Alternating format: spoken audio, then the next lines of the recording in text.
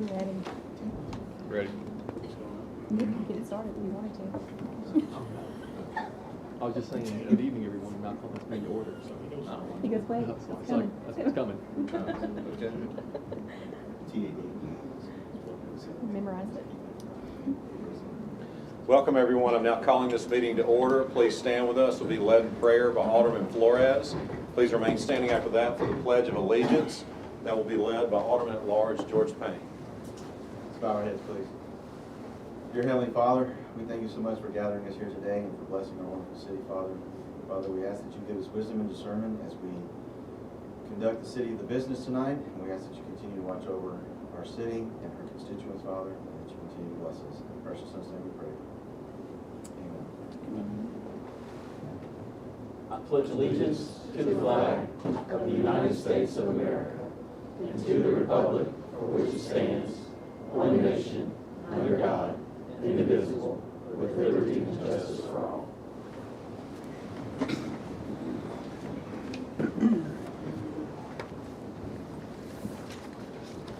First on the agenda this evening is the approval of minutes for the May 19, 2026 meeting. So moved. Second. We have a motion by Alderman Hoots, second by Alderman Jerome. Is there any discussion? Hearing none, roll call, please. Alderman Payne. Yes. Alderman Lewis. Yes. Alderman Hoots. Yes. Alderman Jerome. Yes. Alderman Gallagher. Alderman Wheeler. Yes. Alderman Flores. Yes. That motion carries. Next on our agenda is a resolution amending City Ordinance Title 13, Chapter 13, Section 13.3A. City Attorney, Mr. Nick Manley. Yes, Mayor and Board, at the last meeting we discussed this ordinance is authorizing or just revising the ordinance to reflect that the Planning Commission appointees will serve at the will and pleasure of the board as opposed to a term fixed with the board's term. So that this resolution just authorizes that change and that revision in Title 13, Chapter 13, Section 13-3A. I'll make that motion, Mayor. Second. We have a motion by Alderman Payne, second by Alderman Jerome. Is there any discussion? Hearing none, roll call. Alderman Payne. Yes. Alderman Lewis. Yes. Alderman Hoots. Yes. Alderman Jerome. Yes. Alderman Gallagher. Alderman Wheeler. Yes. Alderman Flores. Yes. That motion carries. Next on our agenda is a contract amendment with Kaplan Management Industry, LLC.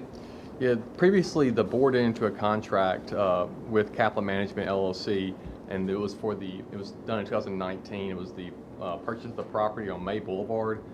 They were going to develop that property for a hotel, and there was time stipulations in that contract. Due to a variety of factors, it wasn't completed. But this amendment basically brings back that requirement. Also requires them to submit a PUD amendment that will be reviewed by the Planning Commission, by the planning staff, and presented to the board for a hotel, which will be designed in accordance with that PUD amendment, which will expand off the contract that was previously approved. In addition, this contract amendment will also authorize the payment of the city for the $295,000 that is owed for the lane extensions at May Boulevard. It has been reviewed by Whitney and me and looked at from the standpoint of planning and legal tonight. We need to present it for approval, and it will come back to the board once we get the PUD amendments for review for this Kaplan amendment. I'll make a motion for discussion. Second. We have a motion by Alderman Payne, second by Alderman Flores. So this is the 10 acres that the city had owned previously? Yeah, this is 10 acres that we sold in 2018, and then there's been a previous PUD that was presented in a previous detailed development that was presented to this board, and now that plan has been altered, so it's a new request to have a totally different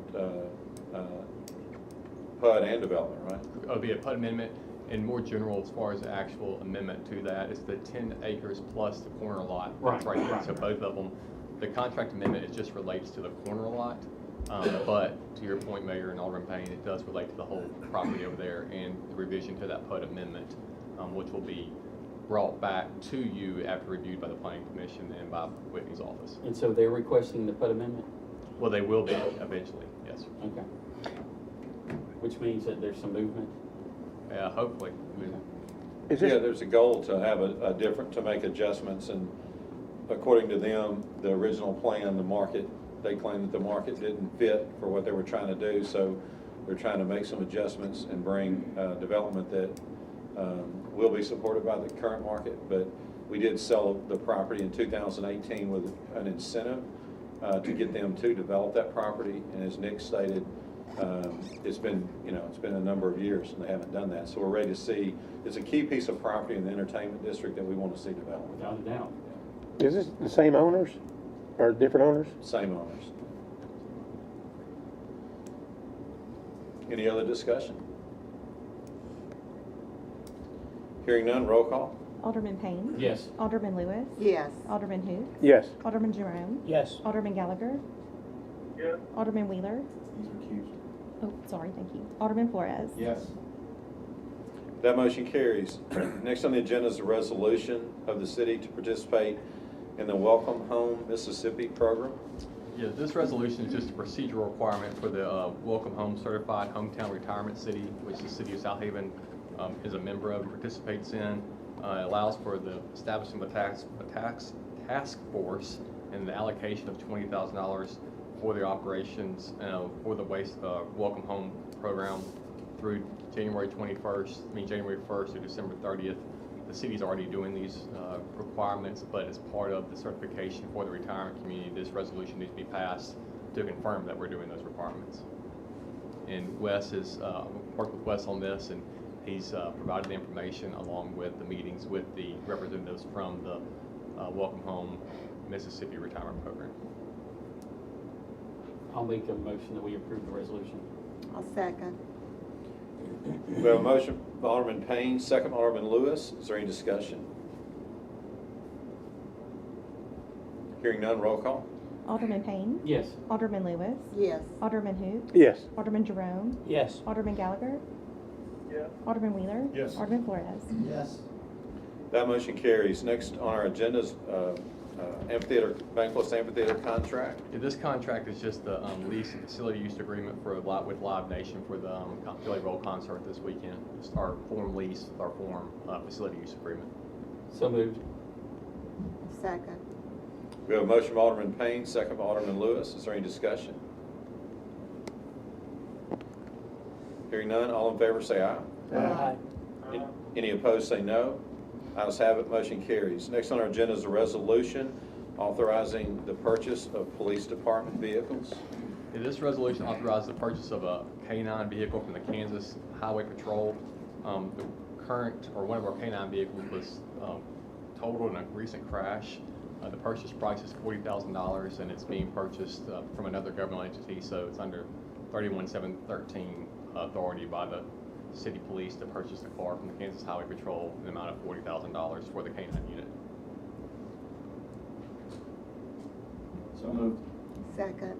We have a motion by Alderman Flores, second by Alderman Lewis. Is there any discussion?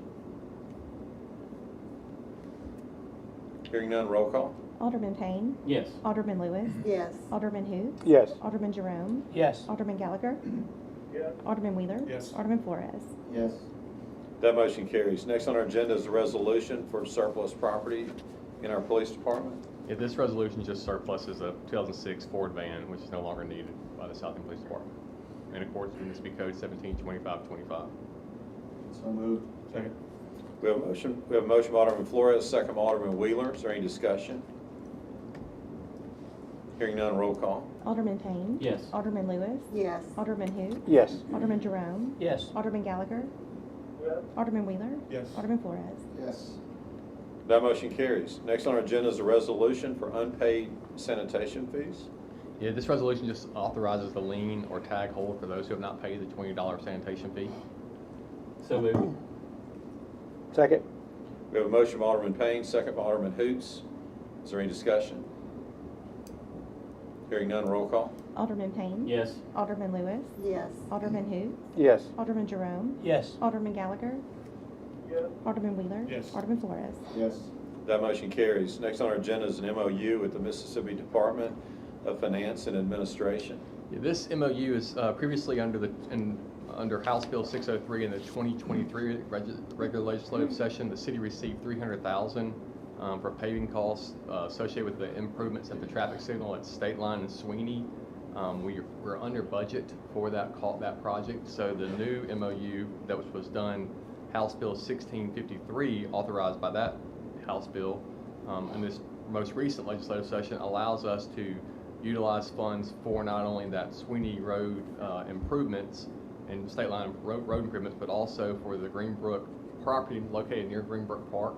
So it allows us to use the excess funds that we were under budget for a different project at Greenbrook Park, Lake Park, right there near that area. So tonight, you need authorization for the mayor to sign the MOU, so those funds can be expended at that location as amended by the MOU as set forth in House Bill 1653. I'll make that motion. I'll second. We have a motion by Alderman Jerome, second by Alderman Lewis. Is there any discussion? Hearing none, roll call. Alderman Payne. Yes. Alderman Lewis. Yes. Alderman Hoot. Yes. Alderman Jerome. Yes. Alderman Gallagher. Alderman Wheeler. Yes. Alderman Flores. Yes. That motion carries. Next on the agenda is a contract amendment for Michael Hatcher and Associates regarding landscape maintenance. Yeah, this was tabled at a prior meeting. This is the contract for the Hummingbird Garden that since, I think the 2 meetings ago, it was tabled based on the cost and scope. I think the cost has been reduced along with the scope. The total now will be $8,060 per year, and that'll be billed in monthly increments. And it'll be for year-round maintenance, landscaping, and upkeep of the garden, along with spring pruning and cleanup and mulch of the flower beds. So I think tonight is being presented for approval after being removed from the table. Will be done table? Yeah, It was tabled. Yeah, it was tabled the first meeting in May. yeah, so just motion to bring it up for discussion again. Yeah. Is that, you making that motion? Discussion, yeah. Okay. Second. Motion made by Alderman Wheeler, second by Alderman Flores. And basically, Nick said it all. We just went back and revised it, so we feel comfortable with this number. And so we just want to go ahead and alter that contract, make it official. So is there any discussion about that? Hearing none, would somebody make a motion to I'll make actually a approve? motion. Second. We got a motion by Alderman Lewis, second by Alderman Hoots. Any other discussion? Hearing none, all in favor say aye. Aye. Any opposed say no. Ayes have it, motion carries. We did have follow-up. There were some other questions that came up last time about the right-of-way, which is a different company that does the landscape maintenance in the right-of-way. We are working on that. We don't have that complete yet. We'll have that ready for an amendment at the next meeting. Next on the agenda is a court department contract. Yeah, this contract just authorizes the city to use a Waste Connections dumpster for pickup for twice a month at the new court building. It's the same company we were using at the previous court building. We used to have a contract, so this put a contract in place for that service. I'll make that motion, Mayor. Second. We have a motion by Alderman Payne, second by Alderman Wheeler. Is there any discussion? Hearing none, all in favor say aye. Aye. Any opposed say no. Ayes have it, motion carries. Next on our agenda is authorization for a grant request by our fire department. Yeah, the Southaven Fire Department is seeking to apply from the Assistance to Firefighters grant. It's for the replacement of 56 self-contained breathing apparatus, which are nearing end of life for the fire department. The grant includes the apparatus as a high priority, and if awarded, could potentially provide $645,000 of the $800,000 estimated cost for those units. So it's the AED, 56 of those that could be replaced, ideally with assistance from the grant. But before the grant is actually applied for, you have to have board authorization. Once it's received, they'll come back to the board for use of those proceeds for the replacement of the self-contained breathing apparatus. So moved. Second. We have a motion by Alderman Hoots, second by Alderman Lewis. Is there any discussion? Hearing none, roll call. Alderman Payne. Yes. Alderman Lewis. Yes. Alderman Hoot. Yes. Alderman Jerome. Yes. Alderman Gallagher. Alderman Wheeler. Yes. Alderman Flores. Yes. That motion carries. Next on our agenda is a resolution to clean private property. Mr. Mayor, I move we adopt a resolution granting authority to clean private property as presented on this date. We have a motion by Alderman Payne, second by Alderman Wheeler. Is there any discussion? Is there anyone in the audience who has a financial interest in any of the properties who would like to speak?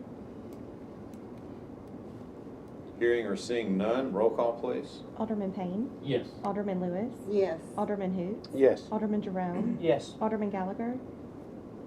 Alderman Wheeler. Yes. Alderman Flores. Yes. That motion carries. Next on our agenda is our planning agenda. Ms. Whitney Cook. Yes, so our first application we have is an application by Hal Crenshaw for variance to the sign ordinance, specifically regarding to square footage and overall height for a proposed sign to be located on the west side of I-55 between State Line Road and Goodman Road, basically directly across the street from the high school right there, the hospital right there. So when a variance application is submitted, there are 4 points that they have to argue as to why they feel their request has a hardship. In terms of this one, you have the first item, which is that special conditions and circumstances exist which are peculiar to the land, structure, or building involved and which are not applicable to other land, structures, or buildings in the same district. The application submitted felt that there was limited and indirect access to the site and that separation from primary commercial flow was definitely a hardship.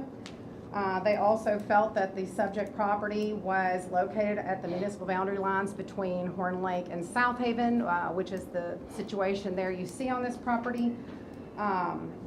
So in terms of a response to that, staff does agree that geographic hardships exist on the property that limits the site's access and deprives it of a level of visibility and accessibility typically associated with commercial properties. Property can only be accessed by a roadway located entirely within the city limits of Horn Lake, and no additional access opportunities appear feasible due to wetlands and other environmental constraints on the property to the west. Given those limitations, staff believes that allowing a larger sign would enhance the property's visibility, improve wayfinding for customers, and increase overall marketability of the property. In addition, revenue generated from the sign could help offset economic impacts associated with the property's restricted accessibility. Quick aerial look at it, and a lot of you were actually here when we had a situation where we wanted direct access from Horn Lake. You actually have to pass the Cracker Barrel and the Home Depot and all that into their cove, and then you can gain access to this property. But we did look at some alternative routes, even through the school property, as well as all the way over to Highway 51, but they're wetlands, obviously, so that's definitely an issue. So number 2 is that literal interpretation of the provisions of the title would deprive the applicant of rights and commonly enjoyed by other properties in that same district, and then under the terms of this title. They do argue that City of Horn Lake has similar conditions, and they did create a I-55 overlay district in 2022, which did relax their digital signage restrictions and encourage interstate facing signage, obviously to capture interstate drivers, which impacted economic activity, kept them competitive with neighboring cities. It concentrated signage in appropriate areas, encouraged high-value commercial development, supported tourism and wayfinding, maximized the return on present and future infrastructure investments, and recognized the unique opportunities interstate frontage provides.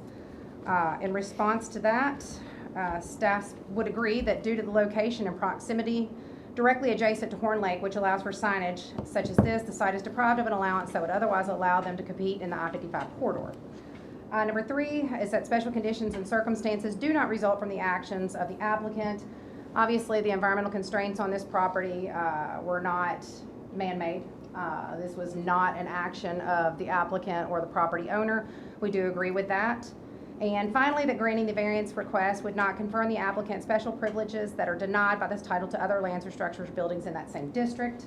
Again, they are stating property is zoned to general commercial, C3, which is intended for higher intensity commercial uses. They do feel it would not be granted any special privileges if it was to be approved.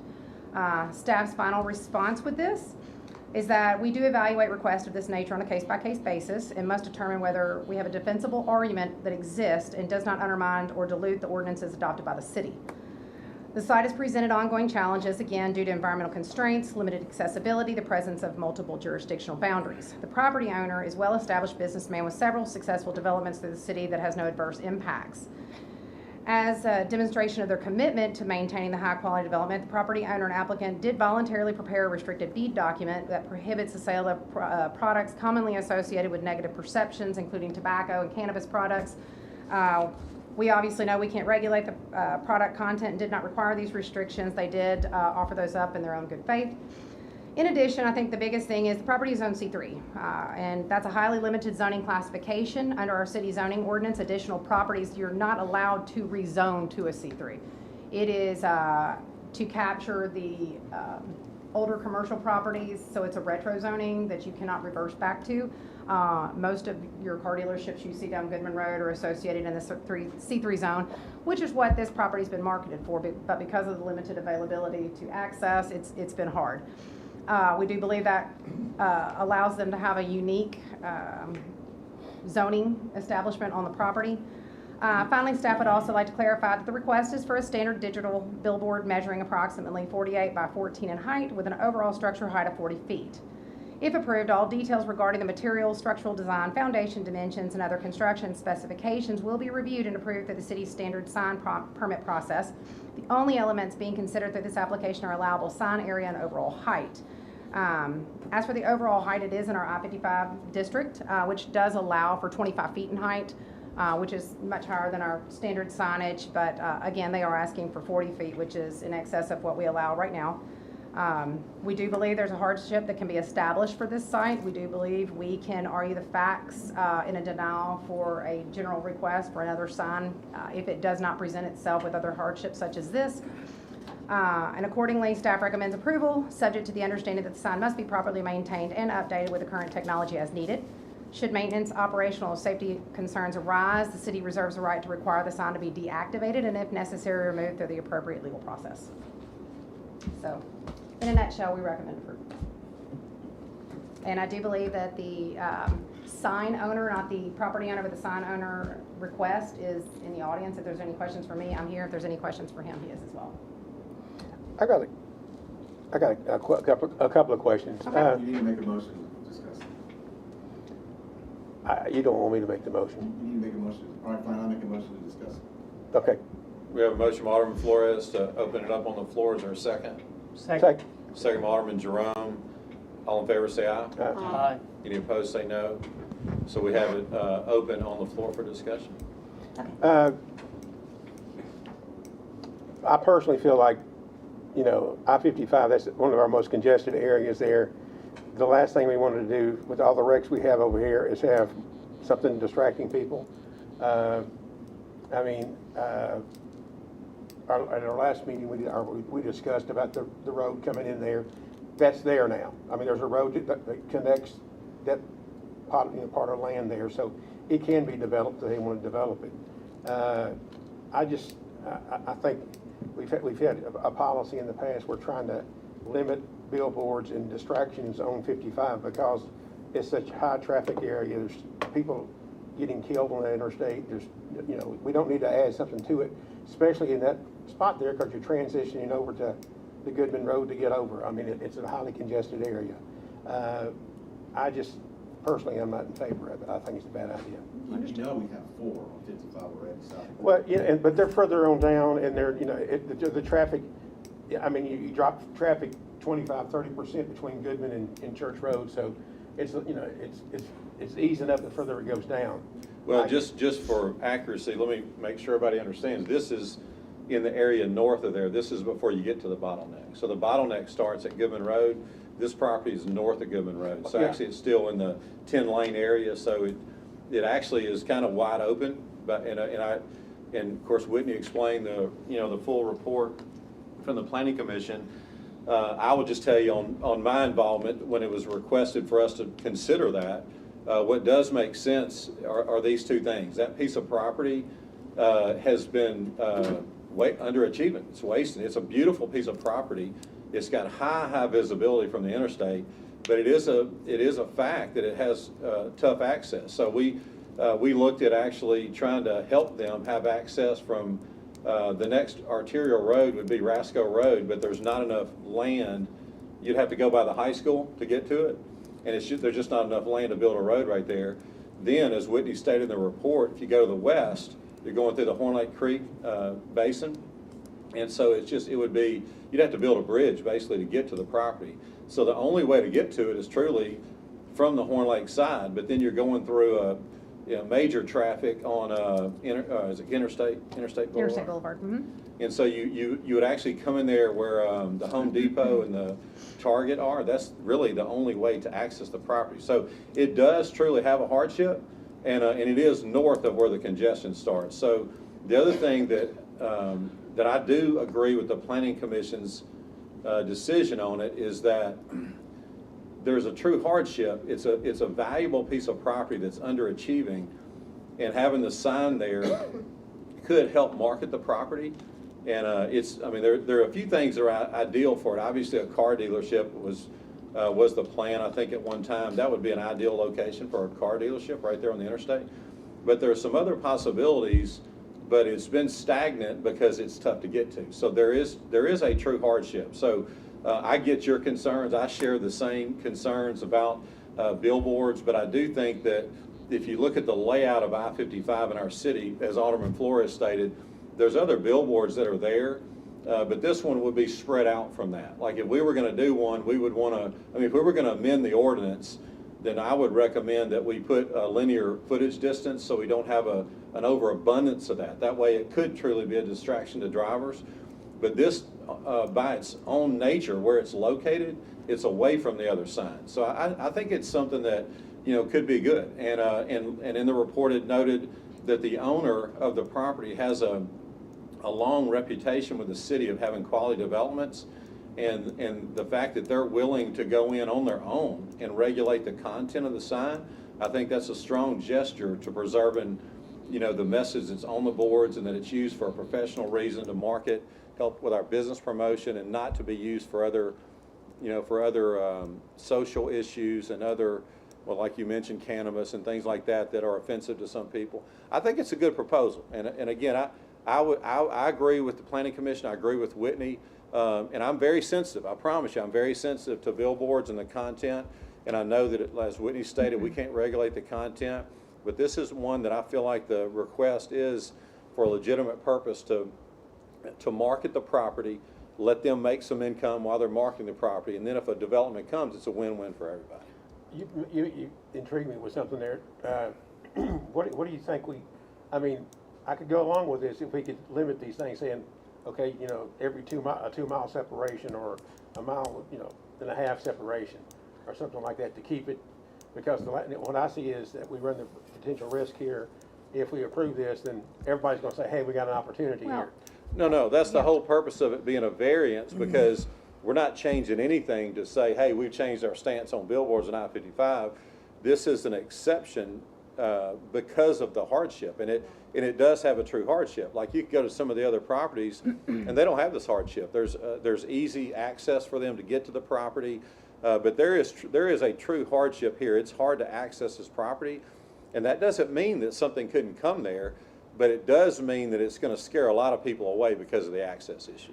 Right, and I've always said this, and the mayor and I both know this, everything's looked at on a case-by-case basis, and I have to be able to defend when the next person comes in here. I want it too. I'm not going to look at it and recommend approval if I can't defend a hardship on it. We have looked at this property from a development standpoint going on 15 years. It's just stagnant. It needs a boost. And I agree, there's pros and cons to billboards, and the ones in the past, I see why everybody would have an issue with them. It's a whole new level now. We look at the ones on the way down to Jackson that kind of hit that 55 corridor right there. They're beautiful. As long as we get it where it's maintained properly, we have it aesthetically designed, it can be a true asset to a piece of property. It can be a beautification piece. We've looked at it. I think we were talking about some linear distances. In the event we ever came up with an ordinance that we wanted to present, I think the most we had for the entire linear distance we had in the city was a total of 6. So there's already 4. So the goal is not to get what you see down 61, when the casinos came along. I feel like it's going to be an asset there. I feel like if another one came anywhere within our corridors, I can defend why you can't have it and he could. And that's important for me, just from a reputation standpoint, that we're not just picking and choosing. It definitively has hardships on it, from an environmental standpoint, from access standpoint. And if they were brand new on the market saying, look, we haven't tried anything, but we want to throw a sign up, it'd be different. But 15 years of trying, I think we need to give it a boost. And that's kind of where I took it and ran with the variance recommendation. Can we hold them to the landscaping part of it to make it a beautification? It will be a design review package that will come to me from the materials used from the ground up. And it's important to note that none of the other billboards in existence had those kind of architectural No, they don't. controls. Correct. So this would be this would be the most attractive billboard on that stretch on The I-55. one that's on 55 at Lander Center is awful. Mhm. But that was, we had nothing to do with it. That was- Right. We got forced into that. Yeah. At least those signs, and it's the entrance into Goodman Yeah, Road. and I think the gentleman, like, I don't want to speak on his behalf, but he understands it. He understands the concerns. He understands the mayor's, concerns and my caution with it as well. But I mean, like I said, known Hal Crenshaw for years and years and years as well. He's never come forth with a development or with a proposal that he hasn't honored. And they presented the deed restrictions to me without me even asking about it, which shows that they want a good quality one. So, I mean, if I had any qualms about it, I wouldn't have presented it as a recommendation for approval. Well, I'll say I like billboards about as much as I like truck stops. Seriously. No, that's. I mean, we don't need a billboard. I mean, yeah, that is tough access, but so is Chuck Hutton at Shelby Drive.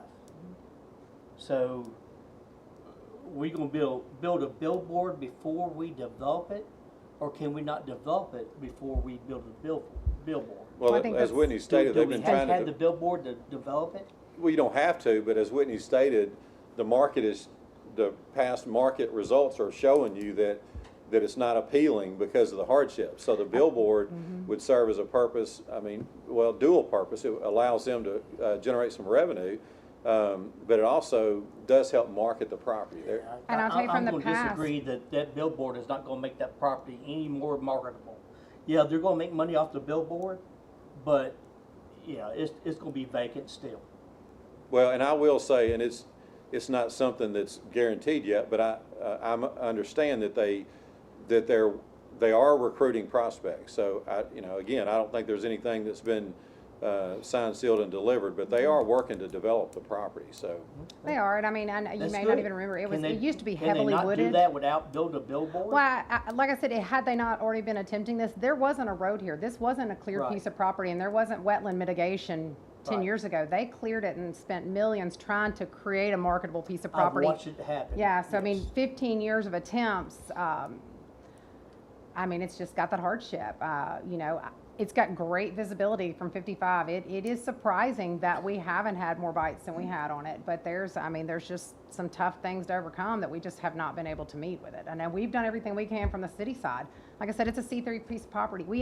Nobody's allowed to go to C3, and everybody wants it because it has car dealership availability, new car dealership. We thought we had a couple on the hook to go there.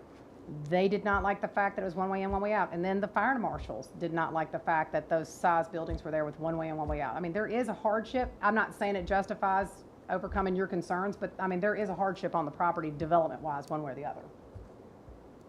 Whitney, I got a question. Is the map accurate where it shows the location with the arrow? Is it, because it looks like it's awful close to the trees on the north side. So you wouldn't, I'll be honest, I just threw an arrow in there so you could see where Oh, the okay. property was.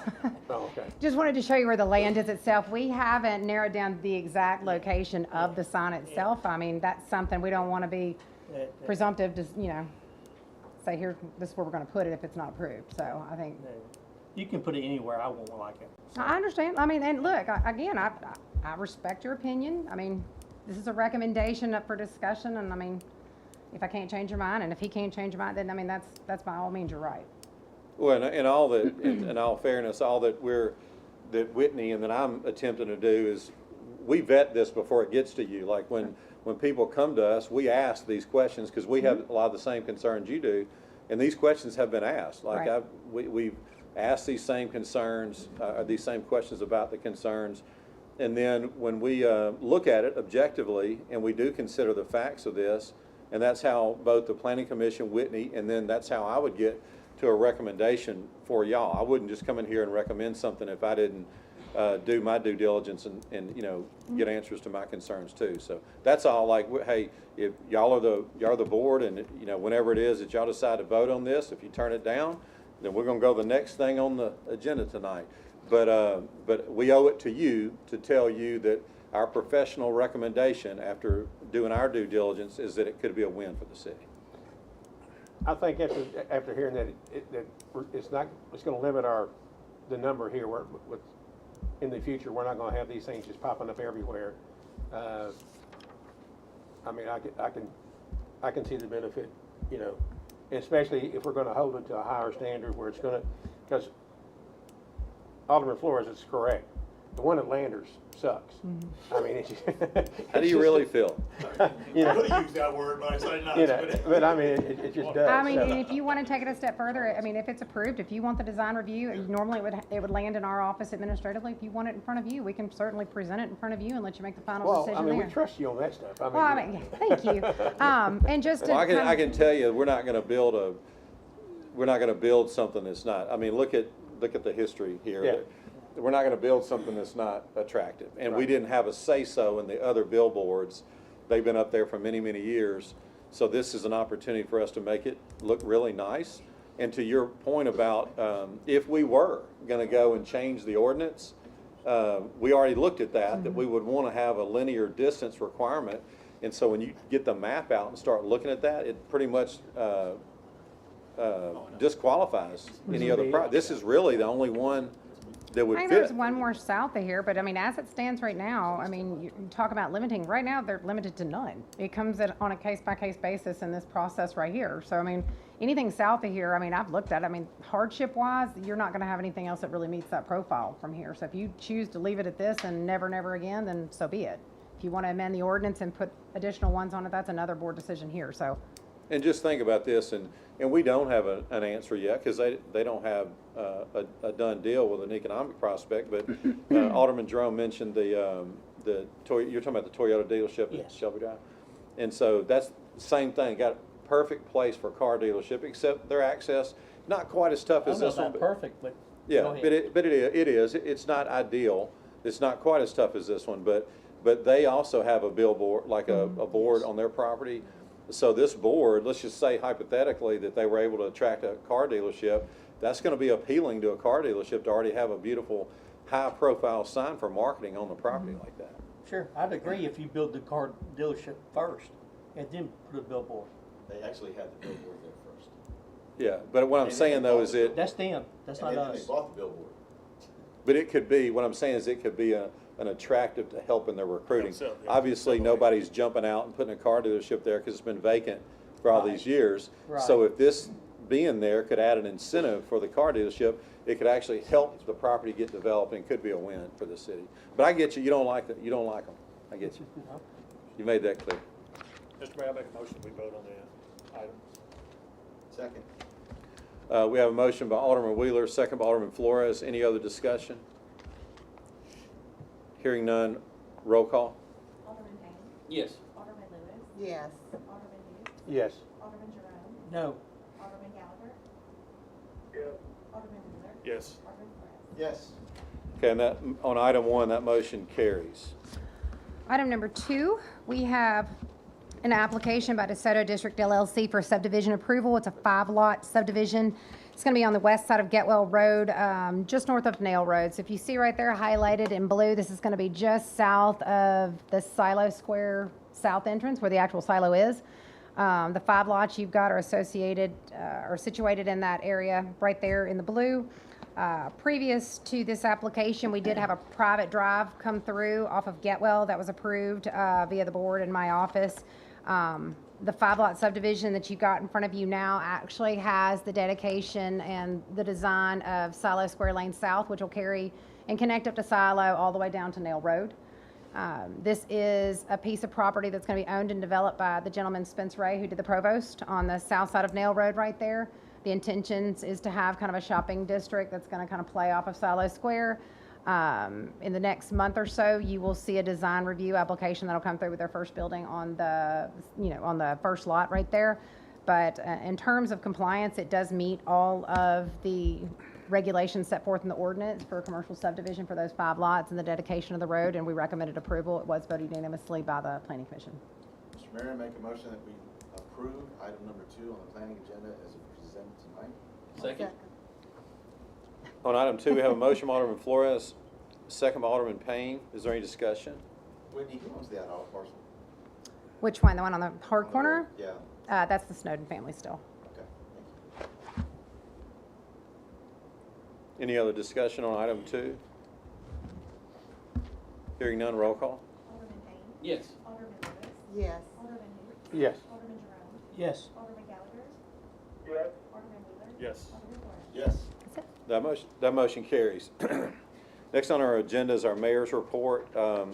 We were presented, after the agenda went out Friday, with a final change order for the Snowden Lane widening project. It's actually a deduct, so it's a $10,995.91 deduction, and then including the final pay application. So we just need approval to finalize that project. So moved. Second. We have a motion by Alderman Flores, second by Alderman Payne. Any discussion? Hearing none, roll call, please. Alderman Payne. Yes. Alderman Lewis. Yes. Alderman who? Yes. Alderman Jerome. Yes. Alderman Gallagher. Yes. Alderman Wheeler. Yes. Alderman Flores. Yes. That motion carries. The only other thing I want to update everyone tonight, we are coming to the end of our 4-year parks enhancement plan. As y'all know, the tourism bill got extended in the spring legislative session with a 4-year repeal date on it.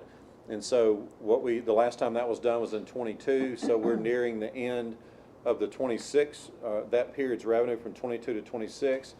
So what we'll do in the near future, we're going to bring a proposed plan in front of this board. It's always worked better that way for us to decide what we're going to do with the money, for the next 4 years. Some of the larger projects are going to require, focus on that, and that's what we've done in the past. We've knocked some big projects out by using all the 4-year revenue to get those done. So we will have a presentation coming to you soon. What we're doing now, just to kind of help you or give you more information, we're doing some pre-bid cost work now to try to give a more accurate number before we bring it to y'all. So that's going on now, but in the next, either the next meeting or the first meeting in July, we will bring that and open that up for discussion. In the meantime, in the last meeting or the meeting before, I mentioned to you that we try to match, it's like putting a puzzle together, but we match the revenue based on the projects so we have an accurate budget. So we had to make a few changes in the previous budget because a few items adjusted. We spent some money with acquiring land for the tennis program. Also, there was small hummingbird, some different things that we moved up the list. So we have a gap there of money for this period, and as we discussed, part of that, Wes Brown recommends replacing some of the fencing that's at Snowden Grove Park. The old white fence was put up years ago. A lot of it has fallen apart. It's hard to get repair parts for that. So the part of the split rail that we got up now, the plan is to replace all the white with the split rail. That way the whole park looks the same, and it'll be much more durable. You don't have the parts. It's just a simple split rail fence. So that is, the bids have come in on that. That will be presented at the next meeting. And then there's just a little bit of money left there. One of the things that we talked about doing is, like we have at Central Park and at Cherry Valley Park, putting an arched entrance at the Snowden entrances. We think that would just really highlight the park, and don't have the exact number on that, but it's a real small project. But those two things will be before you. That'll finalize the 22 through 26 plan. And then, like I said, probably first meeting in July, we'll open the floor for discussion on the next 4-year plan. So, but anyway, just wanted y'all to know, since that starts on July 1, wanted you to know that we are active in preparing that information. And that's all I have this evening. Moving on, next on our agenda is our personnel docket. Mr. Mayor, I move we approve the personnel docket as presented on this date. Second. We have a motion by Alderman Payne, second by Alderman Hoots. Is there any discussion? Hearing none, roll call. Alderman Payne. Yes. Alderman Yes. Alderman who? Yes. Alderman Jerome. Yes. Alderman Gallagher. Yes. Alderman Wheeler. Yes. Alderman Flores. Yes. That motion carries. Next on our agenda is our city attorney's legal update. Mr. Nick Manley again. Yes, Mayor Board, I had that one item that was emailed out yesterday afternoon. It was the authorization to increase the rates and the fees associated, or the penalties associated with those lots that are cut under 21-1911. Due to the cost increase to the city when we condemn the lots, the city is facing increased costs with our own personnel, and then also the penalties that are being assessed are not enough to actually make a difference from the standpoint of the person or the people who are getting their lots cut, or it's cheaper for the city to do it sometimes in some instances. So tonight, based on the recommendation, under those lots that are cut under 21-1911 Mississippi Code, it would be less than 1 acre would be a $200 with a $300 fine. 1 to 3 acres would be $600 with an $850 fine. And then 4 to 6 acres would be $1,000 with a $1,500 fine, and 6+ acres would be $1,500 with the $1,500 fine. These are then assessed against the taxes, but these are only for those lots that have been given notice, had the hearing, and still have not been cut. But the proposal is to amend the resolution that was sent out yesterday to reflect those new rates and new penalties associated with those lots, and those penalties are allowed under 21-1911 of the Mississippi Code. I'll make that motion. Second. We have a motion by Alderman Jerome, second by Alderman Flores. Is there any discussion? Can I speak, Whitney, about tall grass? Huh? So we talk a lot about code enforcement and tall grass. Do it anyway. And so I'm just teed up right here. I've got to speak about this. We are not, the taxpayers of Southaven are not going to pay to cut your grass. And so that's it. We're going to make it tougher for you. Go cut your grass. If you own property in Southaven, Mississippi, it's a very easy thing to do. Go cut your grass. We want the city to look beautiful. We want our city to be marketable. We want the people that live in this city to have high property values. And the worst thing in the world that you can do that's the most noticeable is not cut your grass, where you have weeds hanging over the curbs. You have, dangerous tall grass in the cities, both on commercial and residential properties. And bottom line is, you're going to cut your grass in the city of Southaven. The taxpayers are not going to do that. So, any other discussion?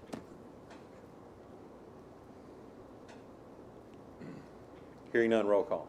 Alderman Payne. Yes. Alderman Lewis. Yes. Alderman who? Yes. Alderman Jerome. Yes. Alderman Gallagher. Yes. Alderman Wheeler. Yes. Alderman Flores. Yes. That motion carries. Next on our agenda is our utilities billing leak adjustment docket. Mayor, I move we approve the utility bill leak adjustment docket as presented on this date. Second. We have a motion by Alderman Payne, second by Alderman Hoots. Is there any discussion? Hearing none, roll call. Alderman Payne. Yes. Alderman Lewis. Yes. Alderman who? Yes. Alderman Jerome. Yes. Alderman Gallagher. Yes. Alderman Wheeler. Yes. Alderman Flores. Yes. That motion carries. Next on the agenda is one claims docket. Mr. Mayor, I move we approve the claims docket in the amount of $2,331,869.67, including demand checks. Second. We have a motion by Alderman Payne, second by Alderman Flores. Is there any discussion? Hearing none, roll call. Alderman Payne. Yes. Alderman Lewis. Yes. Alderman who? Yes. Alderman Jerome. Yes. Alderman Gallagher. Yes. Alderman Wheeler. Yes. Alderman Flores. Yes. That motion carries. Next on our agenda is the purpose of determining the need for executive session. So moved. Second. We have a motion by Alderman Hoots, second by Alderman Wheeler. All in favor say aye. Aye. Any opposed say no. Ayes have it. Motion carries. The needs this evening are litigation and claims related to city infrastructure, economic development within the city, interdepartmental personnel with no action, and then police personnel with requested action. So is there now a motion to declare executive session? So moved. Second. We have a motion by Alderman Hoots, second by Alderman Lewis. All in favor say aye. Aye. Any opposed say no. Ayes have it. Motion carries. The mayor and board will now enter executive session.